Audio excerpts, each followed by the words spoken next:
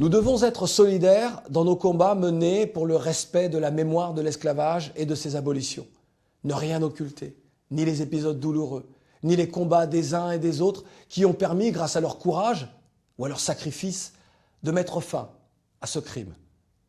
Depuis de nombreuses années, des femmes et des hommes se battent pour que ce pan de l'histoire de France et de l'humanité soit reconnu, enseigné, et qu'il ne tombe plus dans l'oubli.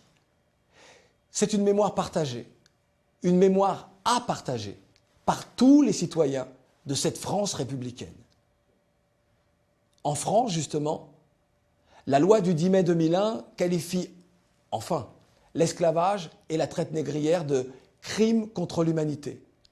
Nous devons cette avancée historique à la députée de Guyane, Christiane Taubira, une femme de conviction dont les actions forcent le respect. Depuis 2006, le 10 mai est devenu la journée officielle de commémoration. Saluons les engagements de Maryse Condé, Édouard Glissant et aujourd'hui Françoise Vergès à la présidence du Comité pour la mémoire et l'histoire de l'esclavage. La marche de recueillement du 23 mai 1998, emmenée par le CM 98 de Serge Romana, permit à plus de 40 000 personnes de s'unir pour honorer la mémoire de nos parents, ces suppliciés de la barbarie esclavagiste. Enfin, 5 ans auparavant, le 23 avril 1993, je posais le premier acte populaire de la commémoration. J'organisais la première marche pour la reconnaissance de ce crime entre la place de la République et la place de la Nation à Paris. C'était la marche des nègres marrons. Je voulais, par cet événement, dénoncer les festivités en Espagne qui venaient de se dérouler pour cette dite découverte des Amériques par Christophe Colomb. Dite découverte, car dans ces contrées étaient déjà présents des peuples, que l'on a plus tard baptisés peuples amérindiens. Je voulais poser le problème des discriminations dont les Noirs de France étaient victimes. Et rien n'a changé d'ailleurs. Et puis il fallait s'interroger, interroger la classe politique sur le modèle de société qu'elle souhaitait pour demain. Enfin, en mai 2008, avec Tropic FM, Espace FM, Africa numéro 1, Trace TV, j'ai organisé de la place de la République à la place de la Bastille à Paris le 160e anniversaire de l'abolition de l'esclavage.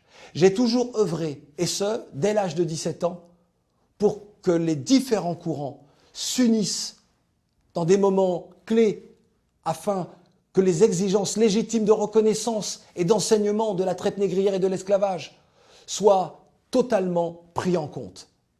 Cette lutte majeure exige la solidarité de tous, ici dans l'Hexagone, mais aussi sur le sol de nos départements d'outre-mer, là où l'histoire a été écrite, là où le fouet a mis en lambeaux tant de chair. Ainsi, face aux crispations identitaires dans notre pays, la délégation et le CRIF préparent un événement, là encore, historique. Il se déroulera aux Antilles. L'objectif est de rendre hommage à la mémoire de ces femmes, de ces hommes, de ces enfants humiliés dans les fers de l'esclavage. Je souhaite également que le 27 avril 1848, date républicaine, date de la seconde abolition de l'esclavage, soit au même titre que le 11 novembre 1918 et le 8 mai 1945, inscrite sur les calendriers. De cette abolition définitive de 1848 découlent les dates d'application et de commémoration du 22 mai en Martinique, du 27 mai en Guadeloupe, du 10 juin pour la Guyane, du 20 décembre pour l'île de la Réunion.